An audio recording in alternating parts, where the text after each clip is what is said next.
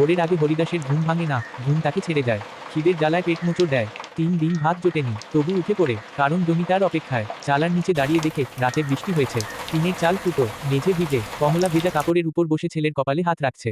ছেলেটার জ্বর। কমলা ধীরে বলে, ওষুধ আনবে তো? হরিদাস মুখ নিচু করে থাকে। পকেটে 1 টাকাও নেই, বলতে পারে না। না, মাঠে যায়। সূর্য ওঠে, কিন্তু তার চোখে অন্ধকার। জমির মাঝখানে দাঁড়িয়ে, বীজ কেনার টাকা ছিল না, ধার করে এনেছিল। আজ সেই জমিতে জল দাঁড়িয়ে আছে। বীজ পচে গেছে। সে মাটিতে হাত রাখে, মাটিকে যেন জিজ্ঞেস করে, আমি তো তোর ক্ষতি করিনি, তুই আমার সঙ্গে এমন করলি কেন? বৃষ্টি আবার নামে। এই বৃষ্টিই তার সর্বনাশ। ভিজতে ভিজতে দাঁড়িয়ে থাকে, কারণ কোথাও যাওয়ার জায়গা নেই। বাড়ি ফিরে দেখে ছেলেটা জ্বরে কাঁপছে, কমলার চোখ লাল। রাতে সে মাঠে ফিরে যায়। চাঁদের আলোয় ভেজা জমির দিকে তাকিয়ে থাকে। মনে পড়ে বাবার কথা, চাষি মানুষ, কষ্টই তার ভাগ্য। সে হঠাৎ মাটিতে লুটিয়ে পড়ে।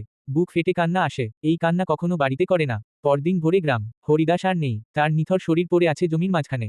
হাতের মুঠোয় ধরা এক মুঠো কাদা। মুখে শান্তি, যেন কষ্টের ঋণ শোধ হয়ে গেছে। আজও বৃষ্টি হলে টিনের চালের নিচে কমলা বসে থাকে, কান্না হারিয়ে যায়।